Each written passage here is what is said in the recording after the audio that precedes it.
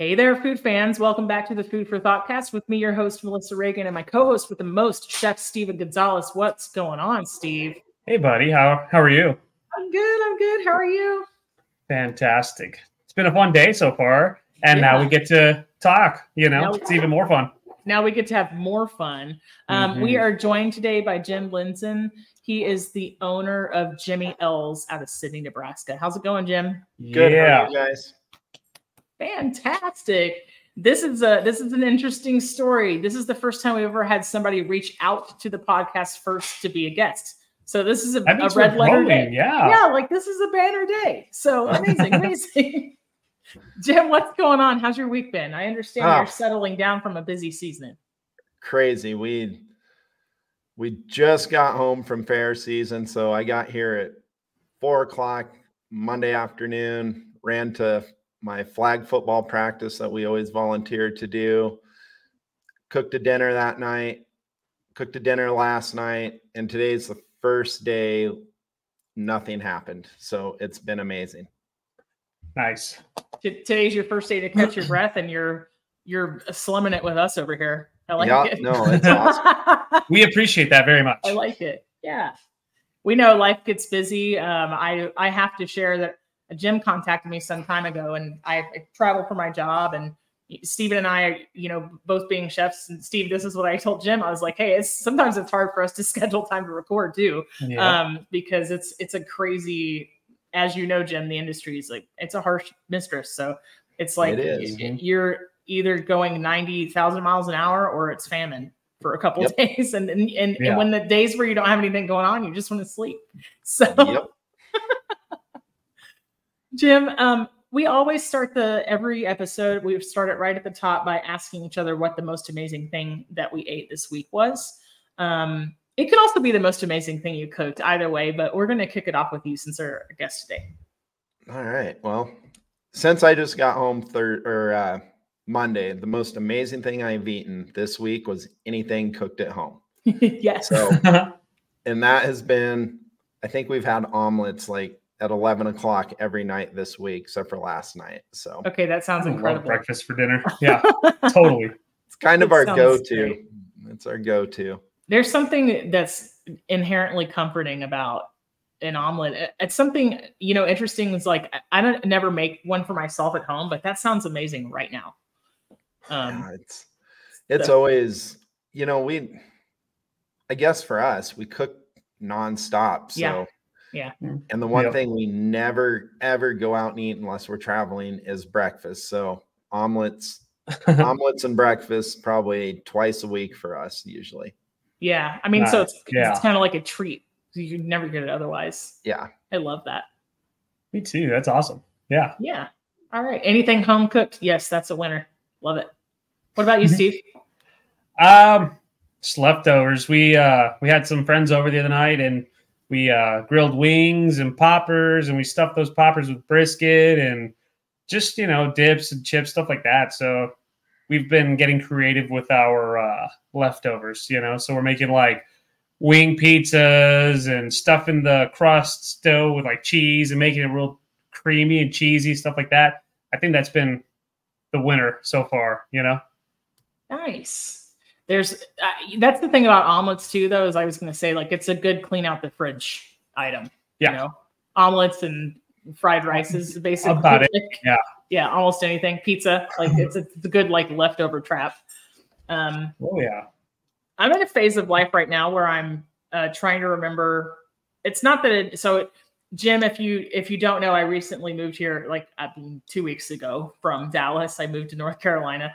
And so I am in this weird space where waiting for a restaurant to open and kind of working from home in the meantime, which is very, very odd for chefs. But it's also like, it means that I'm trying to meal prep more, but I'm in that phase where I'm eating everything 4 or 5 times. So I want to clue the listeners in. Jim was so kind. He sent brisket and pulled pork for me to try before we recorded this evening, which basically sorted out my meal prep. Now, I portioned it out and froze it because I was like, oh my God, there's so much. There's no way. I had brisket last night with roasted Yukons.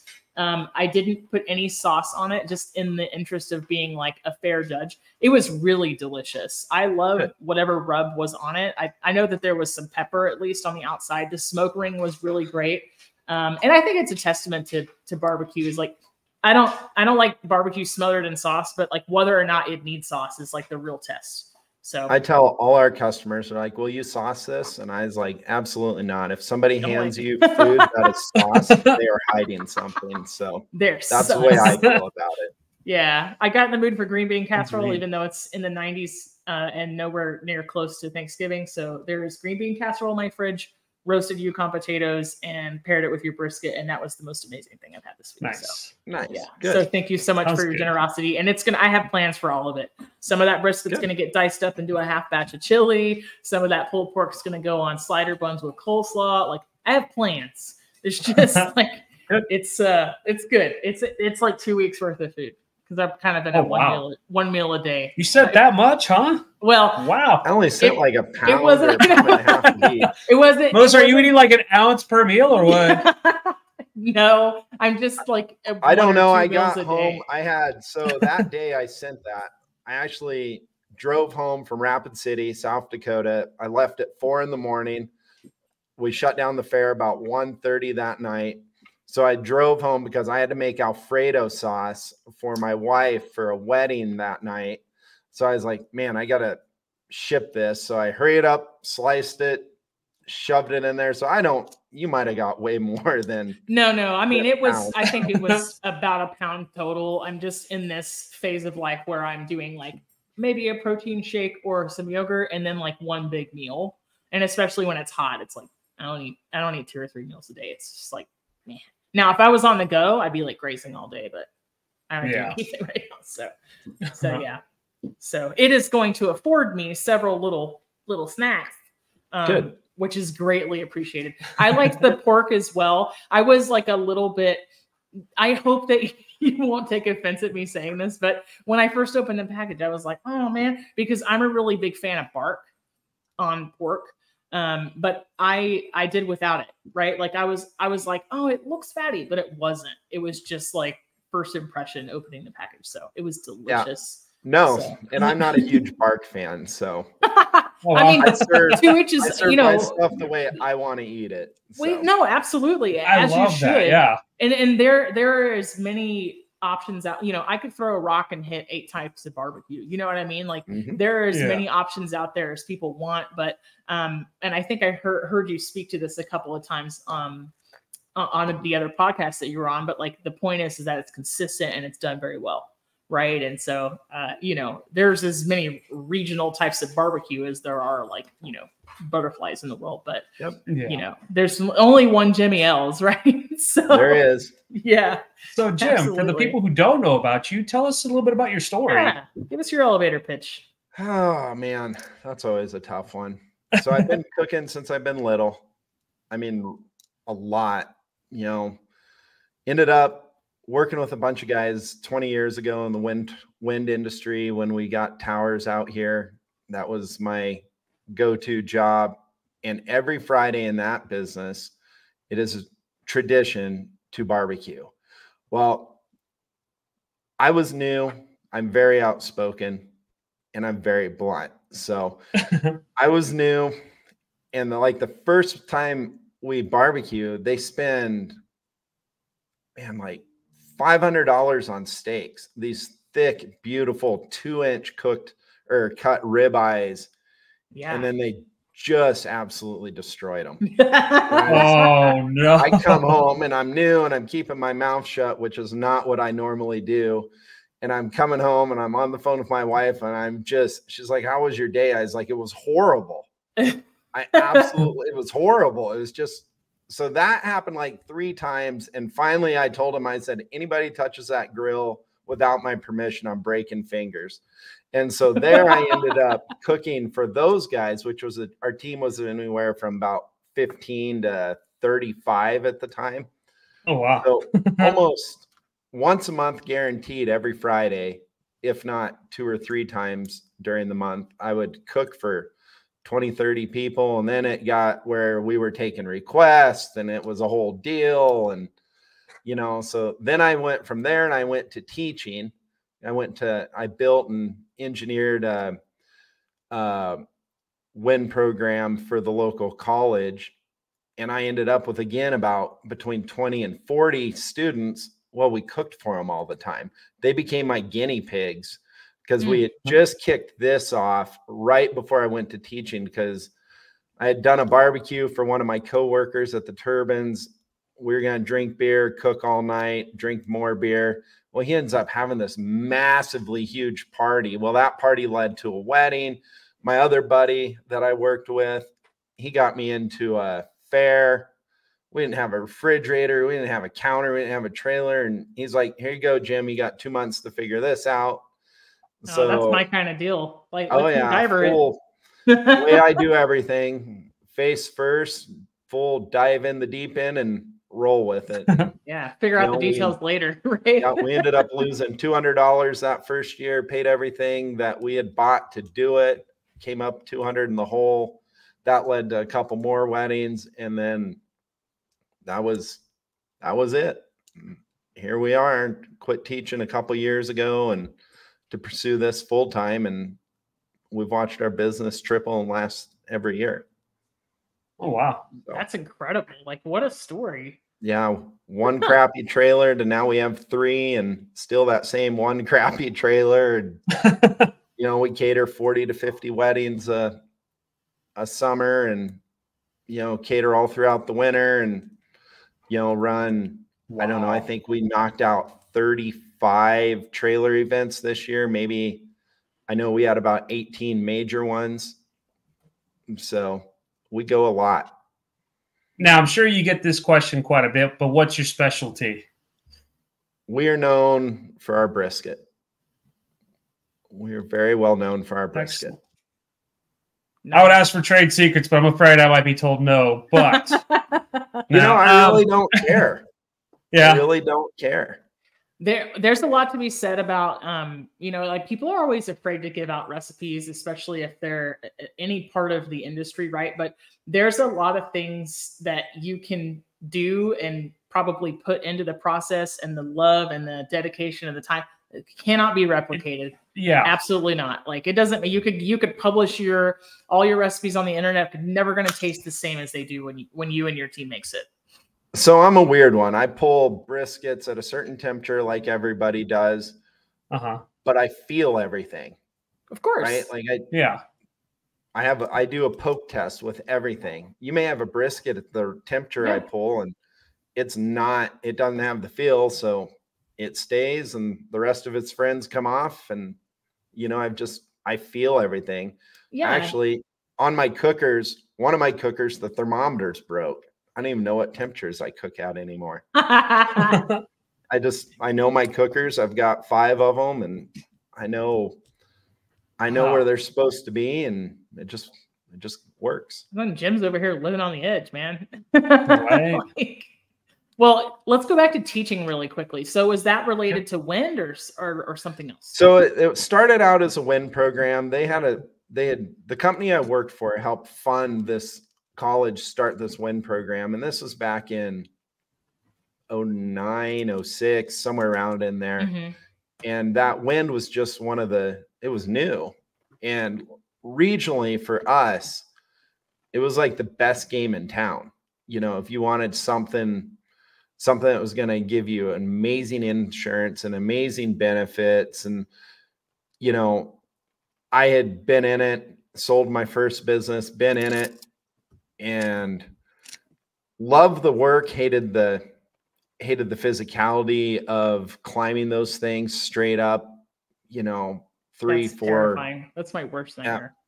Most, it's a 300 vertical climb. No, thank you very much. And so, and we do that 2 times almost every single day, and it just wears you out. And I was training for 3 years before I went and teach, and my boss, his daughter actually just started working with us last week. But anyway, Tony's like, look, he's like, here's an opportunity. He's like, I know you love to build businesses. This would be amazing for you. I think he could see the burnout. And so, I jumped into that, and really saw what I was teaching, and I was watching my guys who were, because everything in a wind turbine can make every single factory, brewery, anything that has a motor or has electricity is in a wind turbine.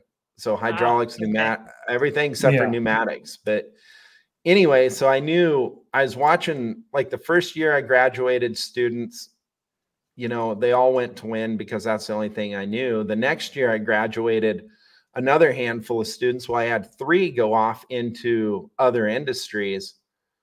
Well, they're making $65,000 at 22 years old. And I'm going, wait a minute, there's something to this. Right. So I started doing a bunch of research that year and realizing it's conveyor belts, it's sensors, it's PLCs, it's all this stuff. By the time I graduated, this will blow your guys' mind. By the time I graduated, the last group of kids I turned out, 80% went non-wind, starting at no less than 65,000 out of college, with my highest taken 89. Oh, wow. 22 years old. You know where I'd have been at 22 years old with I know where I was at $89,000? I'd have been in jail with a very big smile on my face. Oh, I thought you meant like amount of money earned. I was like, God, what was I making at 22? I think it was like, I was making that.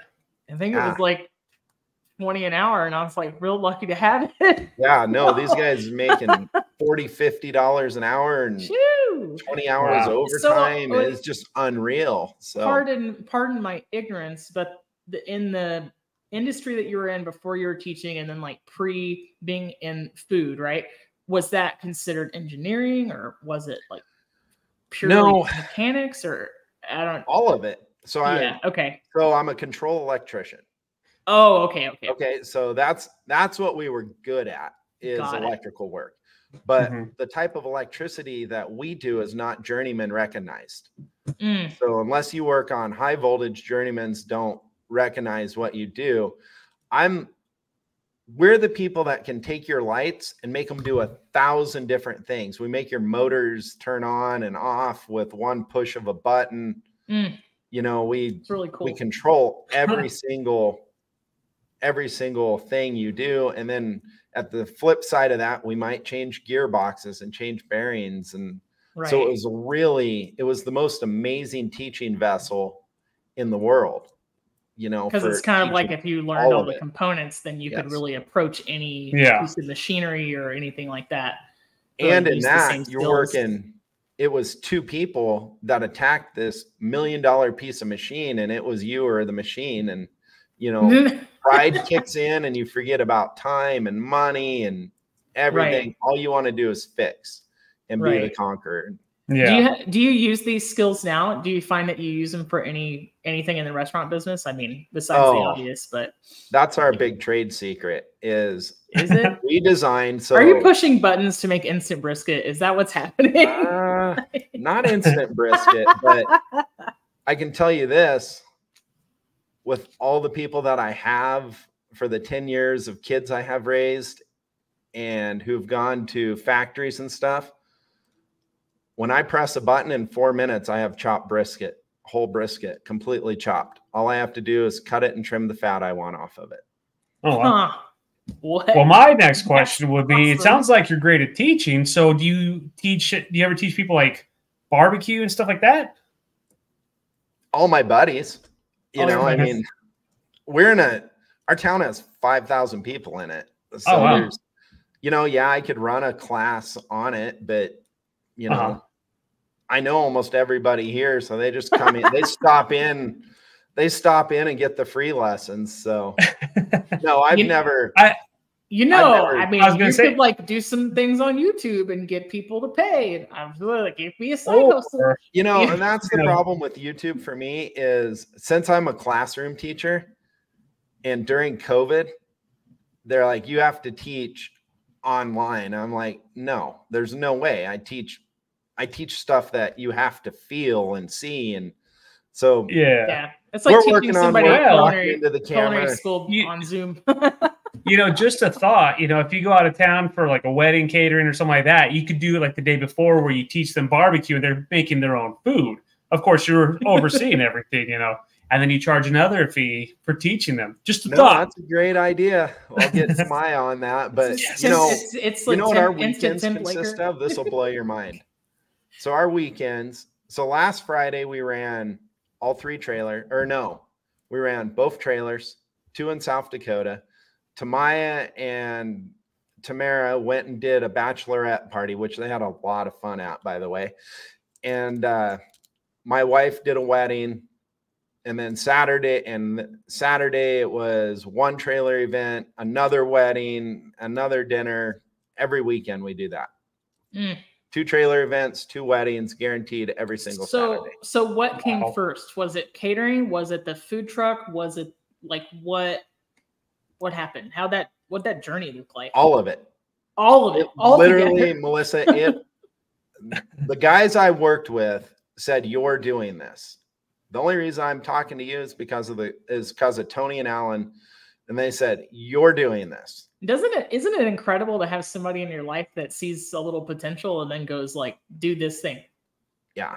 Right? Yeah, I had, when I walked away from teaching, I was like, and I'm looking at the first year going, holy smokes, what just happened? Because when school started, I was on a 161-day contract. When school started, I put Jimmy L's completely on hold other than, Thursday, Friday, Saturday, Sunday, I'd work, so I'd go to the shop at 7 with an hour drive to get there, be home at, hopefully by 7 to 9, cook till 2 or 3 every morning, and then do it again, and then run a trailer event on Saturday and a pair of weddings on Saturday. Dude, I don't miss catering. I don't miss that life. It's tough. It's tough. Yeah, it's tough. You're like busboy, dishwasher, bartender, setup, roadie. But I have a great team, everything. So it makes it so easy. Yeah. That always helps. Yeah. We're looking back at this thing that first year, and I'm like, talk to my good buddy Tony Welsh out in California. I was like, Tony, I can't believe I just did this. He's like, oh, I knew you'd do that. He's like, you should have done this sooner. But it is what it is. I wouldn't give teaching up. The 10 years I taught are the best. There's nothing I've ever done better. I mean, it shaped who you are. Like, all of our experiences do, like there's a whole bunch of things in my life that I'm sure that, that success is not a straight line. And so to get where I am now, I worked some jobs that like, you couldn't pay me to go back to them, but I'm glad I worked them. Oh, sure. It molds like your entire experience. Yeah, no, teaching's my retirement job. When I retire, I'm going back to teaching in some fashion. So there's no retirement in this business. I'm gonna get buried underneath a deep fryer somewhere. No, I'm addicted to it. Yeah. Once it gets in you, you just can't get rid of that. You can't shake that bug. It's good. It's a great feeling. It's like being jumped in and out of a gang. Like you can't get out. Yeah. You can't. There's some truth to that. One of my very good vending buddies. He lives out in Florida. He runs a fishing charter service, and he comes back every summer to vend and makes, I don't know. I don't even know if he makes any money. He's just so addicted to it. He's like, I just love doing it. And I was like, man, why don't you give it up and just go fishing every day? And he's like, no, I can't. I'm addicted to it. Can't. Just Jones for it. You try to do other things, and then you're like, oh, well, for us, we travel so much, so we have like 2 families. We have our winter family, and then we have our summer family, and our summer family all runs food trailers, and it's just amazing.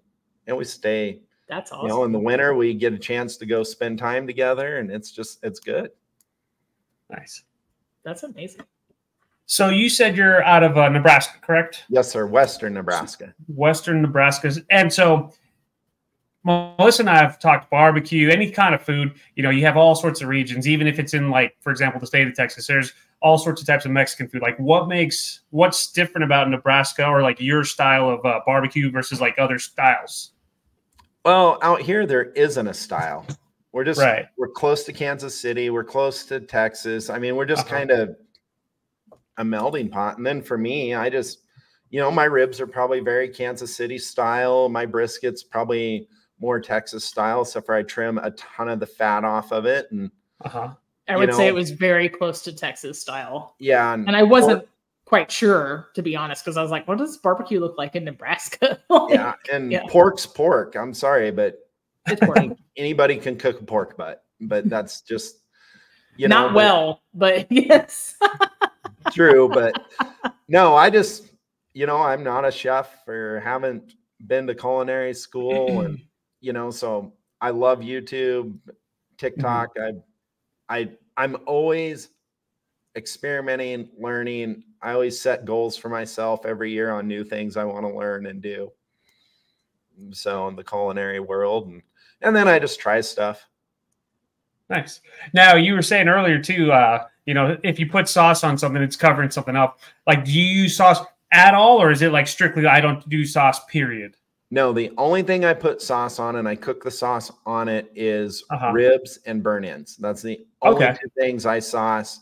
And if you want to get ribs without sauce, I'll give you ribs without sauce. But that's the only two things that we put sauce on. And so when you say that you put sauce on the ribs, are you mopping it while you cook them, or are you like last serving 30 it on? minutes? Okay.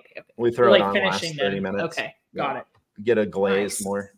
And how would you describe the sauces? Like, are they more Texas, North Carolina, Kansas City style? No, they come out of Oklahoma. They're good stuff. I don't have time. We cook. It blow your mind how much brisket we go through, but I don't have time to make seasonings. I don't have time to make barbecue sauce. We buy it in the bulk, but we use only premium stuff. There's guys out there that they know how to do that. They have perfected it, and I don't see any reason to reinvent the wheel. Dude, I completely respect that, because there are a lot of people out there that would super scoff at. They would be like, "Oh my God, I can't believe he told us that he buys sauce." But if you're like, "Hey, I don't have the bandwidth for this," realistically, right? Then the next best thing you can do is find a product you believe in and stand behind it and use it and source like the best thing, you know? Yeah. Now I'll mix seasonings. I'm notorious for mixing seasonings. So, but yeah, I only use premium stuff, and you know, once I find something that works, I don't mess with it. I mean, in this business, I think it takes a lot of like guts to be like, "Hey, I don't, you know, I found the best thing that I can do. Like, somebody else does this better than we could, or somebody else does this in a way that I really like, and we're going to use it." You know what I mean? Like, I don't know. But it's a good thing in the sense of like marketing for this company out of Oklahoma, where if someone says, "Man, I love this sauce," you can say, "Hey, you know, you can go to this website, pick up some sauce if you love it that much," versus I'm the only one who can make this, and if I can't make it, then you're, you know, out of luck. So I actually really like that, because you're helping other businesses. Y'all are just, you know, working together, and it's a great thing. And again, if it tastes great, you know, the rest is up to the customer to say, "I love this," or "I really love this." It's one of those things in this business is like, I'm sorry, Jim. It's one of those things in this business where you don't have to punch down to get up, right? Like there's a lot of space for everybody. And I think it's really great. Like when you can partner and, you know, it's like, okay, well, either the sauce helps you sell the brisket or your brisket helps sell the sauce. Doesn't matter which way it happens. Right. Look, everybody wins. Together, they're magic. It's magic. Exactly. Everybody wins. You guys both know this. This is a cutthroat industry. Food is such a cutthroat industry, and we don't compete against anybody. Could care less what you do. If you want to sell brisket right across the street from mine, yours better be damn good. You know, and that's, but if you want to go for it, come over. We'll be friends. I'll help you, but then I'll crush you. Yeah. You know, I mean, but at the end of the day, like, you're only competing against yourself. You just need to be better than you were yesterday. Better every day than you did yesterday. Yeah. And that's it. That's all you can do. Control what you can control. Jim, did you grow up cooking? You said you grew up. Yeah. You were cooking ever since you were little. Do you have any like first food memories, or did somebody teach you, or? Well, my poor mom, she's gonna hate this. This will be the third time. Now you have to say this. Yes. Yeah. My mom loves to cook. My mom can cook occasionally very, very well. But most of the time, it's not that great. Like the stars have to line up. Yes. And So I've been cooking for our family since I've probably been 10 years old, dinner at night. So, and I just more and more, you know, it started with breakfast because that's the easy thing. And mom did teach me how to make breakfast. And, you know, once she realized I was way better at it than she was, I think she turned me loose. And then breakfast turned into dinner. And my old man says the high school years were tough. You weren't around. She outsourced, dude. Yeah. So, but no, I've cooked, you know, since we've been married 25 years. We've always done Thanksgiving for our entire family. And then when I worked in the turbines, any of the contractors that didn't have a place to go, so if they were out of town, you'd get people from all over. So if they were stuck here for Thanksgiving week, they had no choice, but they had to come to our house. Aww. And so we would have 20 people for Thanksgiving. And then when I went to teaching, it was no longer contractors. It was kids or students. And so they had to come to my house. And we had some really fun Thanksgivings. Nice. So I bet that meant so much to those college kids. Like, that's amazing. Oh yeah. I mean, you know, we worked 12 to 15 hours every single day in a tiny little shop with very limited resources. So we had to be resourceful. We had to use everybody's opinions. And so we're so amazingly close still to this day. You know, I talk to one of my kids every single day. Man, you know, so that's amazing. So it sounds like Thanksgiving's one of your favorite holidays then, huh? It is. But I mean, every holiday is a good holiday to cook something, you know? Oh. So is there any kind of specialty that you got, like, for example, Easter or 4th of July, things like that? No, Thanksgiving's really our last holiday that we cook, really get after it, because Christmas, we're running Christmas parties and we're here and out. Thanksgiving's great because we smoke probably 200 turkeys Thanksgiving week. And we sell, and then we shut that off at Wednesday at like 5:30, and all my family shows up. They come down to the venue and tend to find our way behind the bar, and we have a really good Thanksgiving night. Like you do. Nice. I don't drink anymore, so it's not nearly as crazy as it used to be, but when my brother and I got together, so. Nice. Yeah, I mean, for me, Easter, it's like always lamb. 4th of July, it's more, you know, just any and everything, steaks, all that fun stuff. And I find any excuse to cook and have fun with it and invite friends over. So yeah, I know exactly what you mean by you were the one cooking for everyone, you know. And it feels, I don't know about y'all, but like it's such a high to see everyone enjoying your food, you know. It just makes you happy. Yeah. Chef Steve will cook out for any holiday. Nice. Oh, yeah. He's like, President's Day? I don't care if it's a Wednesday. We're doing it, yeah. No, that's nice. Like, it's a Tuesday, I'm making a roast. Come over here. Yeah. Well, going to your point, Steve, so as my company has gotten bigger, I have 3 20-year-olds. They're 20-something. But Tamaya, Sophia, and Isaac, and they run our company. They run every aspect of our company, and I just get out of their way, and every once in a while I'll say, hey, let's do it this way. And they say, no, that's stupid. We're doing it our way. And I just say, okay, I'll go back to the kitchen where I'm needed. But anyway, so these guys completely run everything. So yeah, I find myself almost having no home at times. So when I'm at the fairs, I'll cook these guys dinner, and our vendor neighbors at this last fair, they're like, what do you mean you're making a pot roast in your cooker in the middle of July or August at the state fair? I was like, well, you want some? Like, yes. So, you know, my job now is to cook. So even when I'm not cooking, I'm cooking for those guys. And you know, every day, our whole team, I cook them lunch every day. And, you know, we sit down and eat lunch together. And, you know, food to me is a way to conversation and ideas. It brings people together. The whole point of this podcast. It's one of the most amazing things ever. Yeah.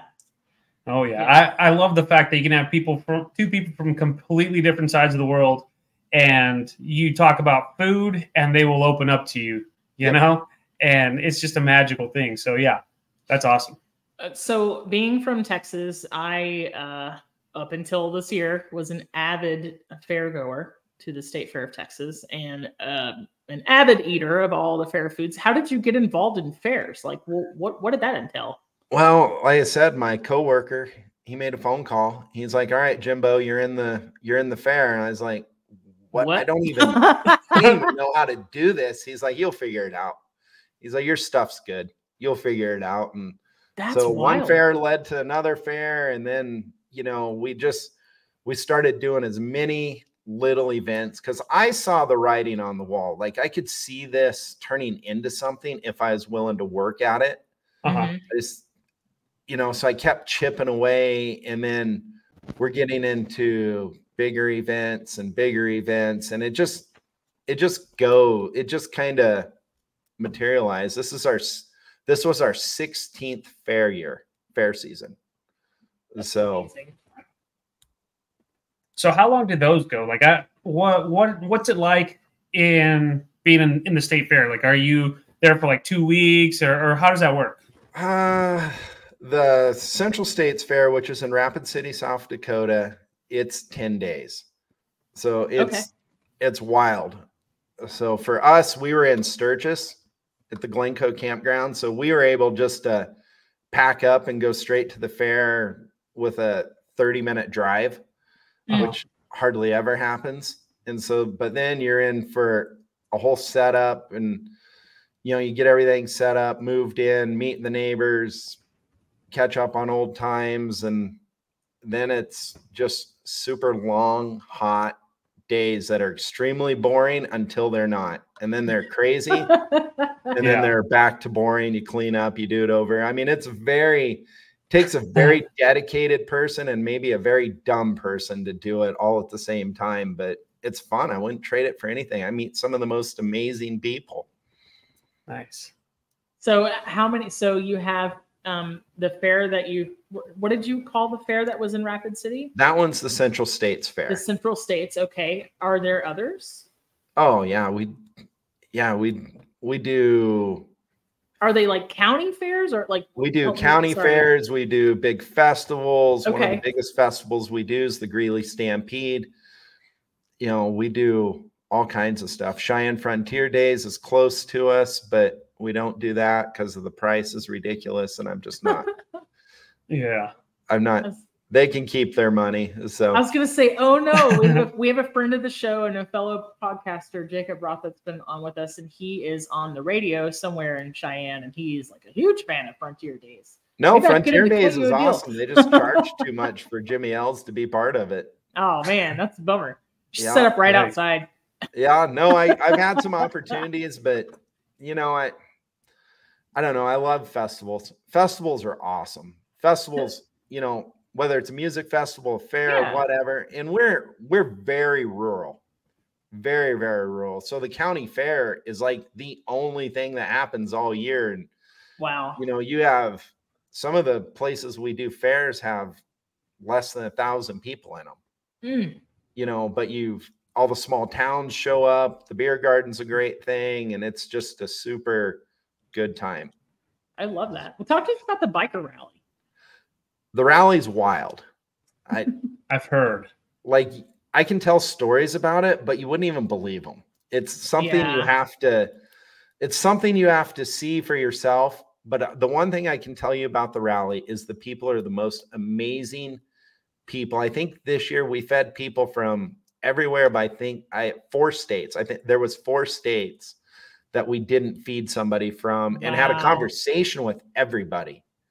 That's awesome. And people just come out to the rally, they forget themselves, and they enjoy themselves. It's a free-flowing, free-spirited event, and it's amazing. The campground we work out of is the wildest one of them all. It's full you bear all if you want to. And so you get to see some crazy things. But But you know, you talk to these people that are, you know, my main takeaway from the rally this year is I met a guy by the name of Toby, and he's from South Carolina. And he was probably mid 60s, late 50s. He had just got diagnosed with Parkinson's disease in March.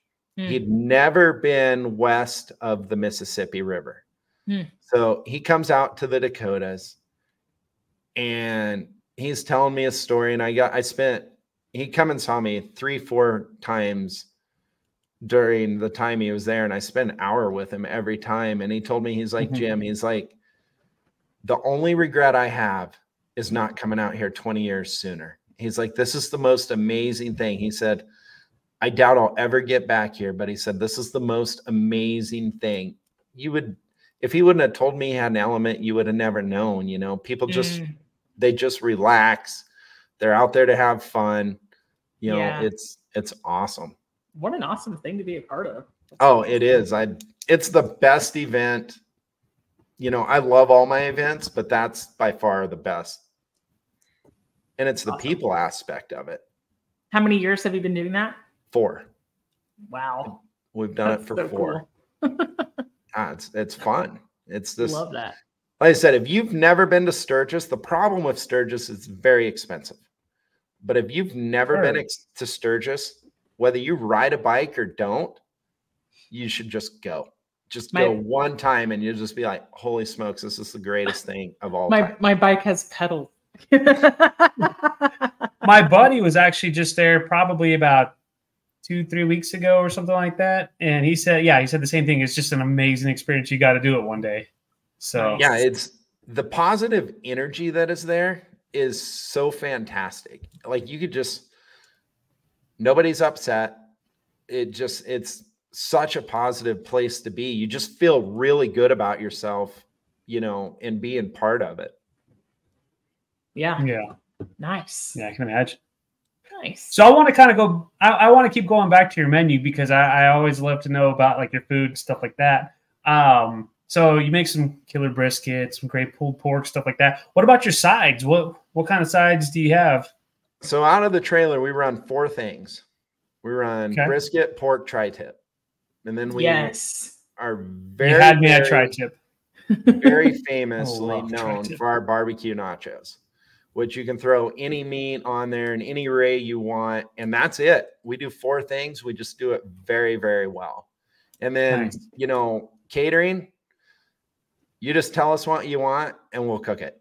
It's, you know, this last wedding my wife did, we did a pasta bar with a homemade Alfredo sauce, a red sauce, and grilled chicken. And, you know, so we do anything. And then through the venue in the winter, when we open up on Friday nights, we cook a two menu option.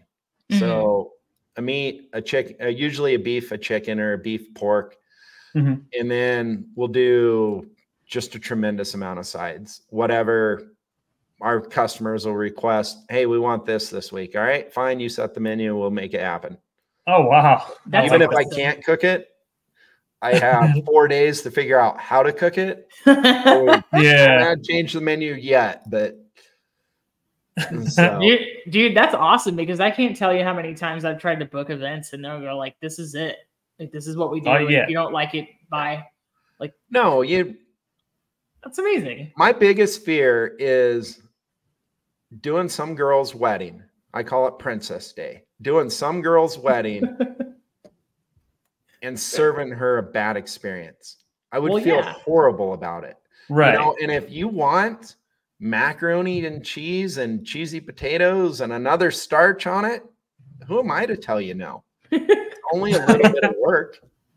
Right. You know what I mean? It's just a little bit. Yeah, it sucks at times to do some of that, but they don't know that it sucked. For them, it was the greatest thing ever happened to them. I mean, but you've got a customer for life. That's like somebody who's going to associate your brand with only good things. Yeah, and that's, you know, we want our brand to matter. You know, we want our brand to matter. We want what we do to matter. And if we make some girl happy because she wanted jalapeno poppers and all this other stuff, then so be it. I don't care. Yeah. I mean, I really don't. I was going to say, you don't make a customer for life. You make a friend for life off that one. Oh, yeah. I mean, we have so absolutely. many friends that we've gained over this. It's amazing. Yeah. That's on awesome. This on your social media. I think it was today. There was a question about Steve's going to hate this because he hates pickles and then hates joy in the process. But I love pickles. About whether or not somebody would eat your barbecue nachos with pickles. You say that's a request you get from time to time. Dude, I would crush some pickles on barbecue nachos, okay? I would absolutely crush that. I would crush pickled jalapenos on those nachos, okay? There's a difference. We can do that as well.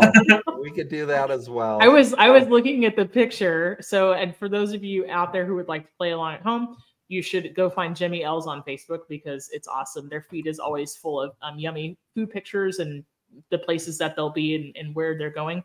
But this picture had some dill pickle spears on top of barbecue nachos. But then I was like, oh my God, what if they just got rid of the chips and built the nachos on top of the pickles? Because I would eat that. So I would. So the gal's like, well, will you put a pickle on there? So I put a pickle on there and Tamara was helping me and she threw a pickle on there. I was like, wait, we can't send. This is like a cocktail. You can't send a cocktail with 2 garnishes. You got to put a third. So it was 3 pickles on there. Oh, yeah, that's pickles have been our demise. You should not a martini. You can't just put 1 olive in it and call it done. Yeah, you should go watch our video on opening pickle jars. Sophia made this amazing video of everybody trying to open stupid pickle jars. Is it the 5-gallon buckets with the no? We use Mount Olive gallons. Oh, So Mount Olive, made right here, Mount Olive, North Carolina. Delicious pickles. So now I'm looking at your Facebook page right now, and OMG, these are some great pictures. Like your food just looks amazing. So I'm gonna have to go out to wherever you are one day. We're gonna have to make it a road trip for the pod. I mean, yeah, exactly. Come out. We'll take good care of you. Excellent. Jim, do you eat? Oh, sorry, Steve. Go ahead. No, I was going to say. Now, Melissa and I always talk about how when we're cooking, we're having a good time. There's always music playing in our backgrounds. Like whether it's whatever music makes us happy because it carries into the food. What's the music that you all listen to that carries into y'all's food? I leave it. So I go back to my teaching days. So I had a rule in the shop. The first person in the shop got to select the music. Whoa. Whatever it was. So I leave it up to the kids. Oh my God. It could be terrible. Maya's in, it's new country. If Isaac's in, it's a little older country. If Sophia's in, it's a mixture of everything. It just depends. You scared me for a moment. I thought you were going to say, I recorded all my lectures and we listened to my lectures when we're cooking. No, I hated lectures. I told my guys I had a class, the worst class ever. I had a 100% lecture class, which sucks. And it was right after lunch, which sucked even worse. And it was a term. So it was August and September and it was hot. And so I told the kids, I was like, okay, here's my rule. Number 1, we have to lecture for 45 minutes. We'll try to take as many breaks as possible. We got to cover what we got to cover because this class is actually important enough. It sets the tone for everything else. So you have to know this stuff. But I said, my lectures are boring. I can be boring. If you fall asleep, tell me you're going to fall asleep and we need to take a break. Because I would only lecture for 20 minutes and then we'd vacate for 20 and back because it just sucks. So no, I did nothing. I did everything spontaneous. Dude, if Steve wasn't here, I don't know that I could ask you questions for 20 minutes. I mean, it sounds awful. I don't know. It's tough. There's some amazing teachers. One of my favorite things to do when I taught was to go watch some of my coworkers teach. And there were some amazing lecture teachers. I wasn't one of them. I just wasn't one of them. See, my problem is whenever I do teach little lectures or seminars or whatever it is that I'm doing, I get so excited that I just repeat myself a lot. And so people will tell me, Steven, you already mentioned that 4 times. So great. You're going to listen again. Yeah. Have the microphone in your I'm going to tell you again. Yeah. So, yeah. Jim, I was just going to ask if you do you still eat brisket on the regular? Or are you sick of it? Some. I mean, I taste every time I cut. So tomorrow when I cut, I will try every single brisket, because if I don't like one brisket, I'll just throw it away. And so I try every single brisket. I have a hard time ordering brisket at a restaurant. I love brisket. Sure. But I have a hard time ordering brisket because nothing irritates me more getting bad brisket and knowing what they have to charge for it. It's like when like a massage therapist gets a massage, like they can't enjoy it because the whole time they're thinking like, I would have done this. I would have done that. Right. Like, it's like, right.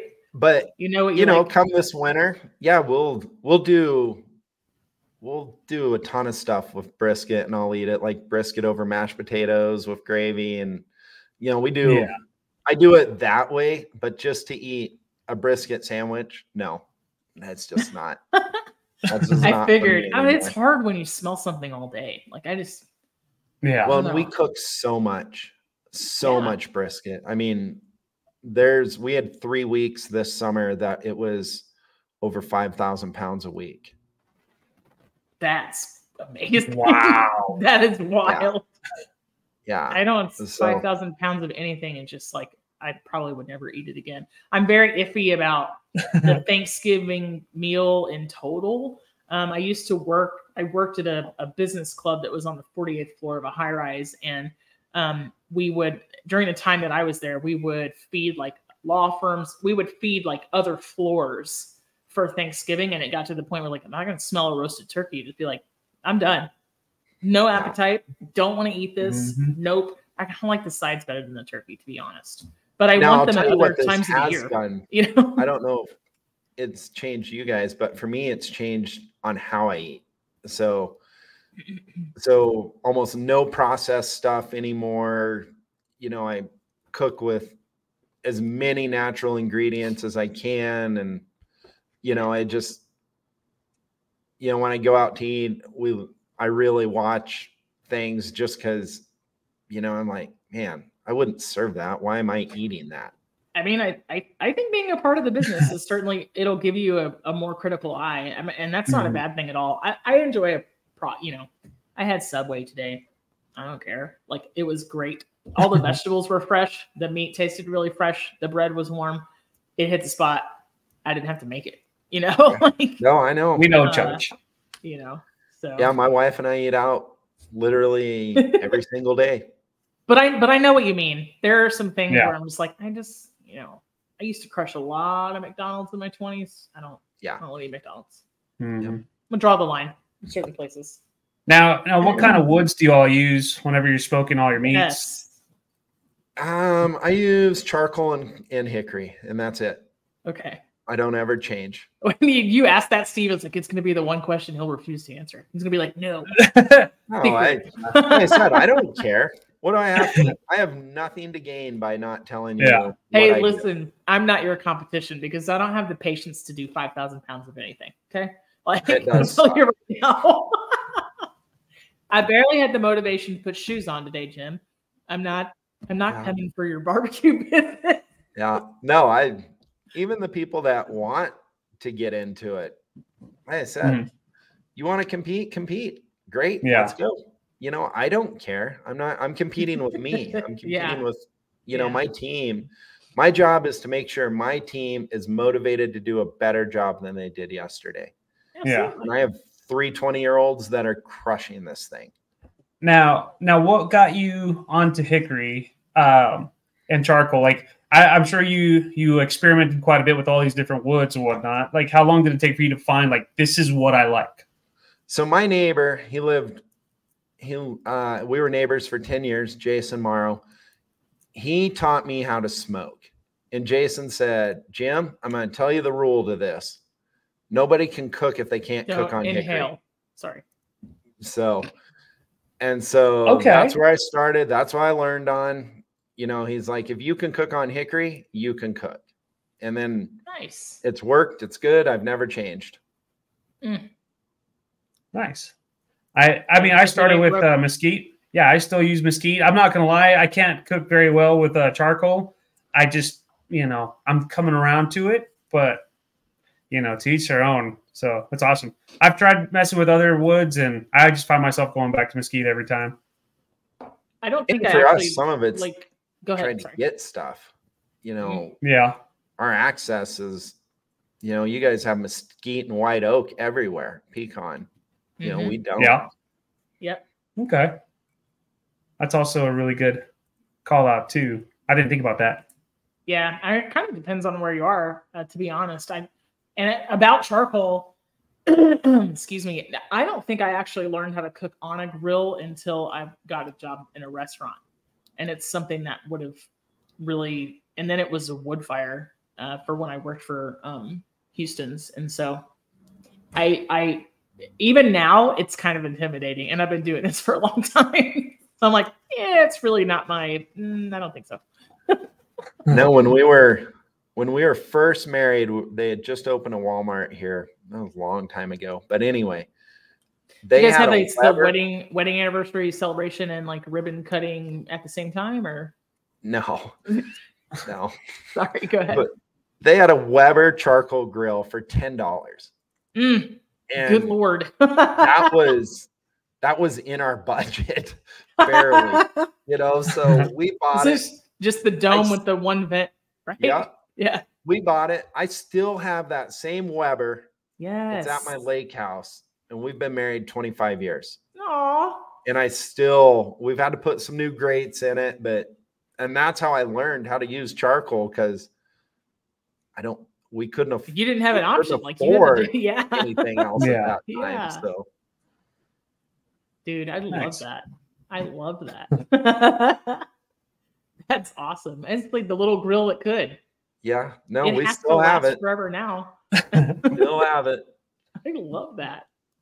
And now, again, I find myself going back to your menu. I heard you say that you had tri-tip and all that.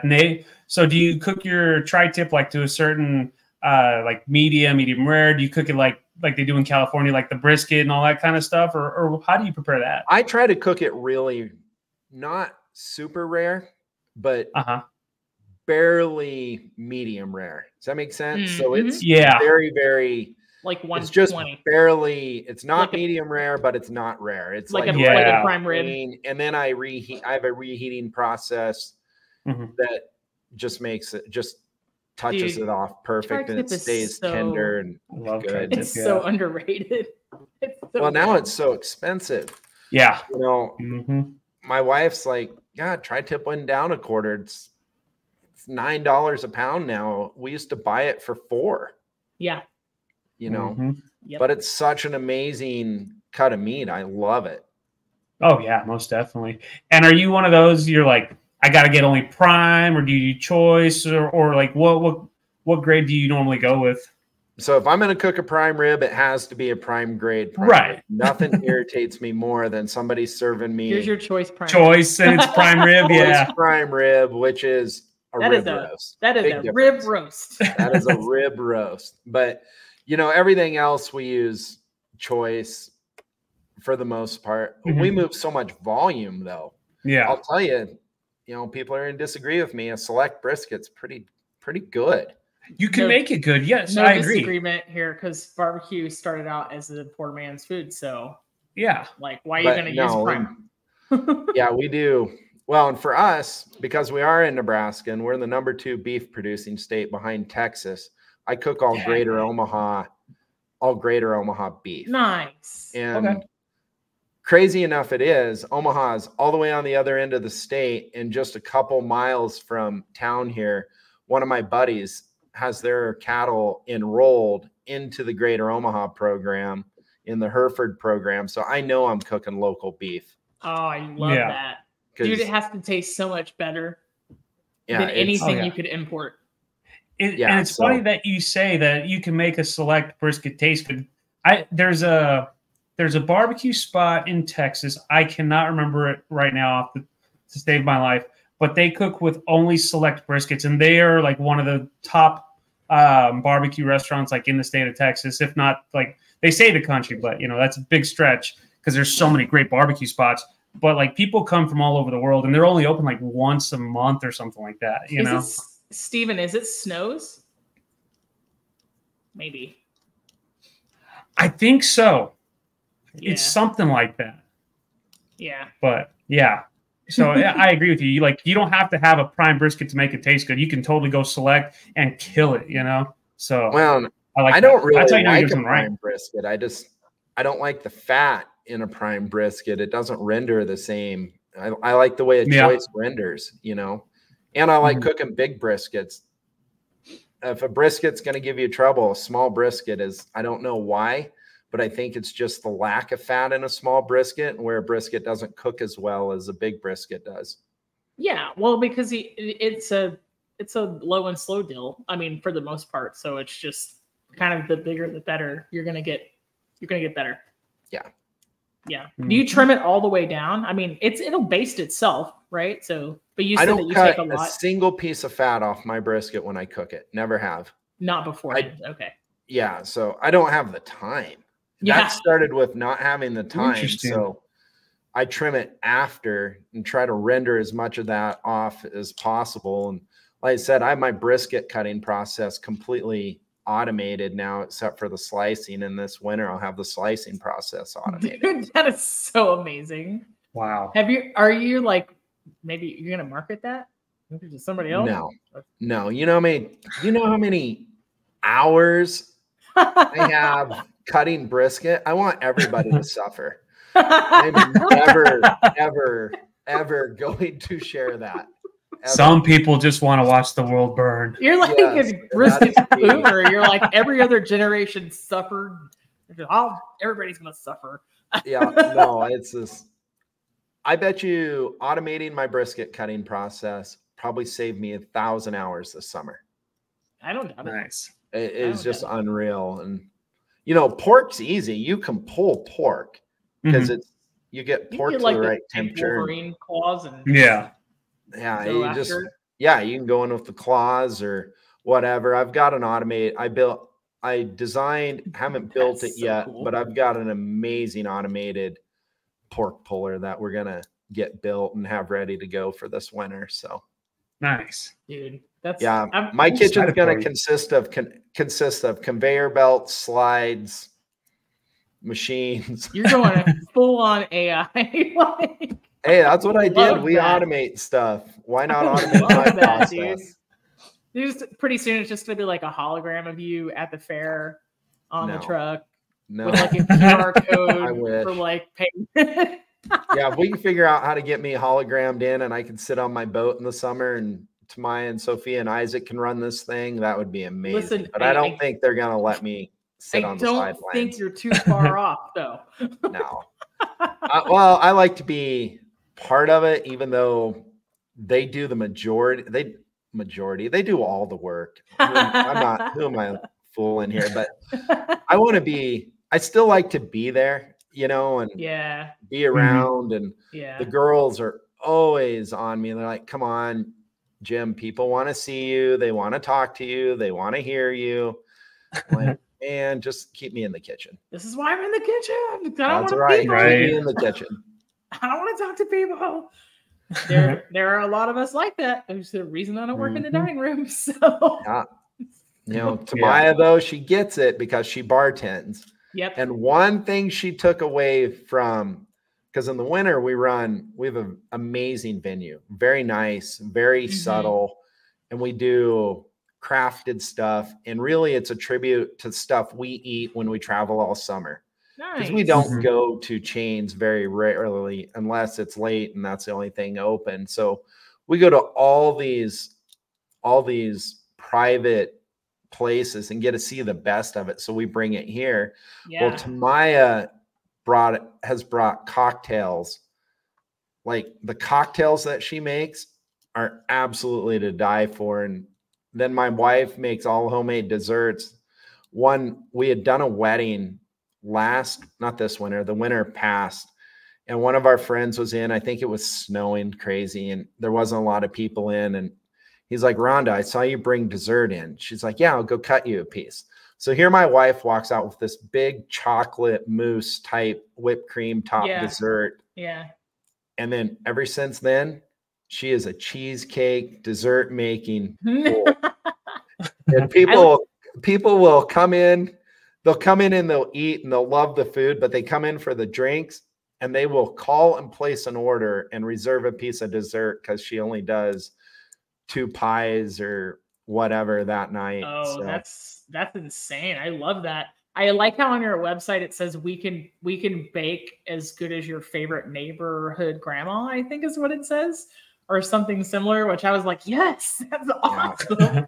Yeah, no, it's everything homemade, and that's our deal. If we're gonna serve you something, we're gonna make it. Friday, when we run our restaurant, so we open our restaurant the first Friday in January, shut it down the first Friday in May. We're only open Thursdays and Fridays. This year we're gonna do barbecue night on Thursdays, and then Fridays we'll do our 2-meal option. But it's not a restaurant experience like you guys. We just cook you dinner.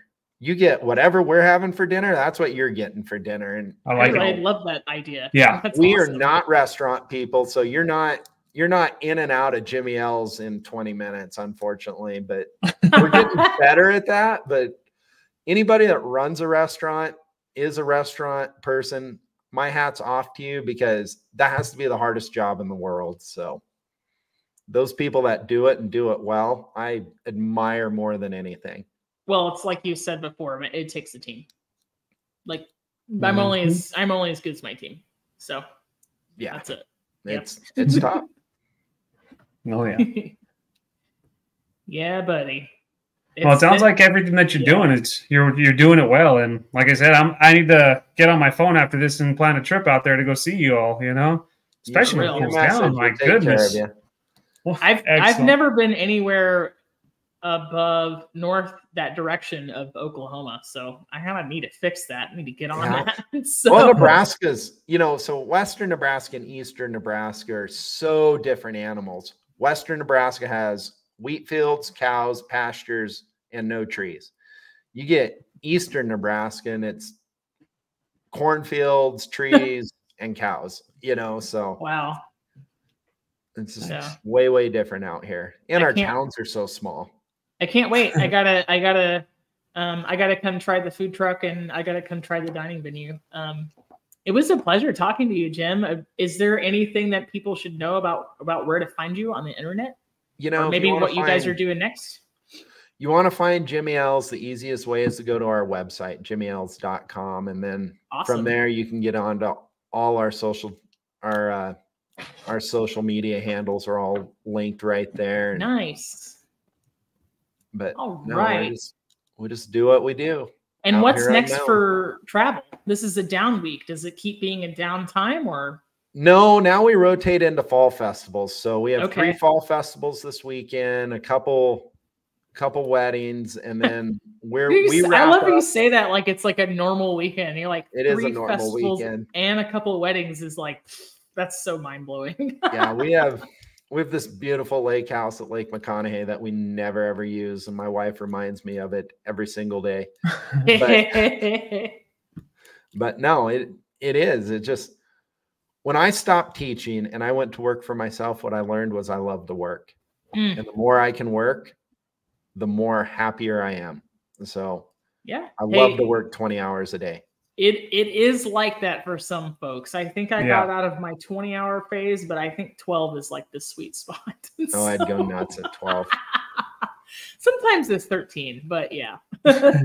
Like today, I had nothing to do, and I just kind of tinkered around, and then I'll throw briskets on here a little bit, and I bet you I go to bed at 1 a.m. I'm not about that life anymore.